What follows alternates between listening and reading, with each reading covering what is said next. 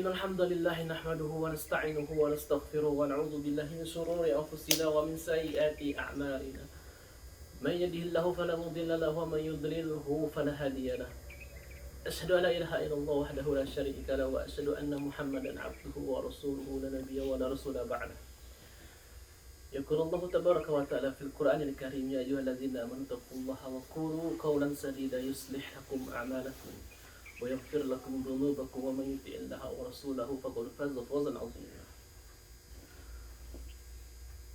ويقول رسول الله صلى الله عليه وسلم في الحديث الشريف اتق الله حيثما كنت وأتبع السيئة الحسنة تمحوها وخالق الناس بخلق حسن. Ahibati fillah rahimani wa rahimakumullah. Bersyukur pada Allah kita masih diberikan kesehatan, keimanan, yang dengannya kita bisa berkumpul di sini untuk bersilaturahmi, bermuwajah bersama dengan izin Allah Subhanahu wa taala. Dan semoga saja pertemuan kita ini membawa keberkahan di Jumat ini, di waktu pagi ini, di waktu duha ini. Salawat dan salam semoga tetap tercurahkan kepada imam besar kita Nabi Muhammad sallallahu alaihi wasallam, kepada para sahabatnya dan orang-orang yang menjalankan sunnahnya hingga hari kiamat kelak. Ikhwani fillah rahimani wa rahimakumullah. Bersyukur kita kepada sahibul bait ala al-istafah, kepada Ba'di jazahullahu khairan. Semoga menjadi timbangan amal soleh beliau di hari kiamat kelak. Ikhwani al-kiram yang dirahmati oleh Allah Subhanahu wa taala, suatu hari di Madinah Al-Munawwarah, di kota Nabi, terjadi di era tabi'in. Ketika itu Madinah lagi dirandau musim kemarau yang panjang, bahkan diriwayatkan selama 1 tahun full tidak turun hujan. Bayangkan 1 tahun tidak turun hujan, musim kemarau yang panjang. Salah seorang ulama tabi'in bernama Muhammad Ibnu Mukandir, di tengah malam dia menuju Masjid Nabawi. Ketika itu Masjid Nabawi tidak seperti sekarang, gelapnya masih murni, tidak ada cahaya, tidak ada sajadah, masih terbilang murni. Ketika dia masuk ke Masjid Nabawi, dia bersandar di tiang. Setiap orang kalau masuk masjid pasti punya tempat istimewa untuk bersandar. Begitupun dengan ulama ini, Muhammad bin Mukandir. Setiap kali beliau mengunjungi Masjid Nabawi Asy-Syarif, dia mempunyai tempat istimewa untuk bersandar di tiang, salah satu tiang-tiang masjid. Di pertigaan malam itu beliau melihat seseorang yang datang, berwajah gelap, kecoklatan, tidak diketahui siapa namanya. Ketika itu pria tadi membentangkan ridanya untuk dijadikan sejadahnya. Beliau pun sholat. Selesai menunaikan sholatnya 2 rakaat tersebut, dia berdoa. Dan doanya sangat dikagetkan oleh beliau. Dia berdoa, ya Allah, aku bersumpah atas namamu. Ya Allah, aku bersumpah atas namamu, turunkanlah hujan. Doanya singkat seperti itu. Ya Allah, ya Tuhanku, aku bersumpah atas namamu, turunkanlah hujan. Ketika itu sang ulama melihat, mendengar doa yang dipanjatkan oleh orang biasa ini. Belum tangannya ini turun, sudah terdengar suara hujan turun. Subhanallah. Ya, kekuatan doa, kekuatan orang biasa berdoa. Karena doa merupakan silahul mukmin, kekuatan orang-orang yang berilmu. Setingkat para ulama di Madinah menggelar sholat istisqa, sholat minta hujan, tapi Allah belum turunkan hujan. Sedangkan manusia biasa ini, orang biasa, yang ketika itu dia berdoa mengadakan tangannya kepada Allah Subhanahu wa taala, belum sempat tangan ini turun, sudah Allah turunkan hujan. Sang ulama tadi memperhatikan gerak-gerik orang ini. Siapa beliau? Apa amalan khusus beliau? Nah, setelah salat subuh, beliau memperhatikan kemana sang orang ini pulang. Ternyata diperhatikan orang ini orang biasa. Bahkan diriwayatkan pekerja sol sepatu.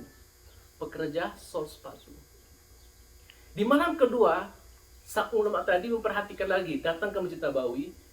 Dan orang tersebut datang di jam yang sama, melakukan sholat, minta doa, turun hujan.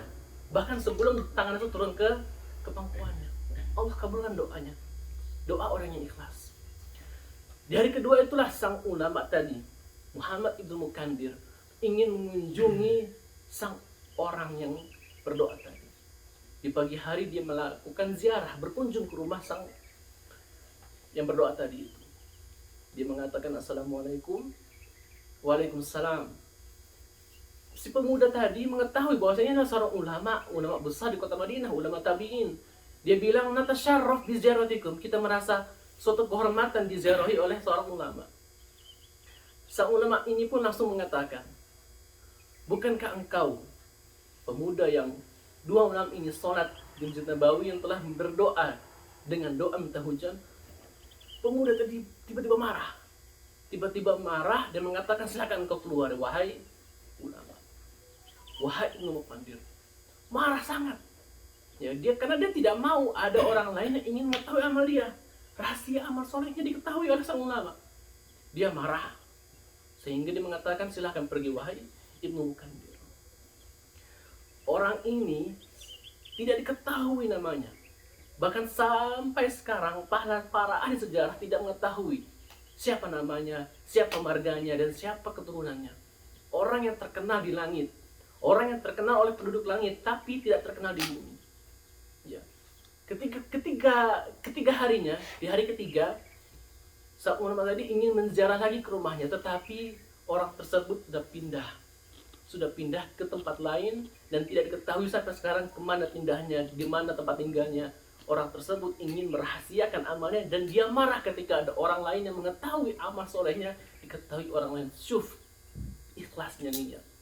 Dia menginginkan agar dia terkenal di langit saja, tidak mau terkenal di bumi. Ikhlasnya niat. Karena Rasulullah SAW bersabda, innamal a'malu binniyat wa innamal likulli imri'in ma nawa. Biarlah amalku hanya Allah yang tahu. Sekelas orang biasa, ya, pekerjaan hanya sol sepatu, tidak ingin amalnya diketahui orang lain. Ya. Ketika kita mengikhlaskan amal, subhanallah, apa yang terjadi? Allah kabulkan ketika itu. Hujannya turun, bahkan sangat cepat Allah turunkan, ijabahkan doa orang yang ikhlas dalam niatnya. Rasulullah SAW bersabda, 3 golongan awwalu ma tusa'ar bihi naru jahannam, 3 orang yang akan disiksa di neraka. 3 golongan orang pertama yang akan disiksa di neraka, siapa mereka? Al-mujahid. Al-mujahid yang pertama. Yang kedua, orang yang ahli Quran. Yang ketiga, orang yang bersuka berinfak. Kenapa orang bertiga ini orang golongan pertama yang disiksa di neraka? Bukankah mereka mujahidin fisabilillah yang berperang di jalan Allah? Kemudian yang kedua, orang yang ahli Quran, orang yang hafal Quran, yang qari Quran. Yang ketiga, orang yang berinfak fisabilillah. Allah katakan pada hari kiamat kepada sang mujahid tadi, apa yang kau lakukan dengan jihadmu? Dia berkata, aku berjuang di jalanmu. Allah mengatakan, kazabt, kau berdusta. Dan para malaikat mengatakan, anta kazabt, dia berbohong, wahai Tuhanku. Karena dia berjihad, dia berjuang untuk dikatakan pemberani, untuk dikatakan sang mujahid. Ada yang aneh niatnya. Lalu Allah mengatakan kepada yang kedua, seorang ahli Quran, seorang yang hafal Quran, seorang yang berilmu. Allah mengatakan, apa yang telah kau lakukan dengan ilmumu? Aku mengamalkan ilmuku, aku mengamalkan Al-Quran dengan mengajak kepada manusia. Allah katakan, kazabt, kau berdusta. Para malaikat mengatakan, kazabta ant, dia berdusta, wahai Tuhanku. Karena dia menghafal Quran, tapi untuk dikatakan seorang qari. Dia ujub, dia riya. Perkara sepele, niat. Lalu Allah katakan kepada orang ketiga, yang suka berinfak, yang suka menginfakkan uangnya. Dia mengatakan, wahai fulan, kemana uangmu? Dan diapakanlah uangmu? Aku berinfak di jalanmu, ya Allah. Allah mengatakan, kazabt, berdusta kau. Dan para malaikat mengatakan, kazabt, didustakan. Allah didustakan para malaikat juga. Karena aku berinfak semuanya untuk dikatakan orang yang dermawan, untuk dikatakan orang yang baik hati. Semua itu, ketiga golongan ini orang yang pertama kali yang akan disiksa di neraka. Bukan orang kafir, bukan pula orang yang mendustakan ayat Allah, tapi orang siapa? Mujahidin. Yang niatnya hanya untuk dikatakan pemberani.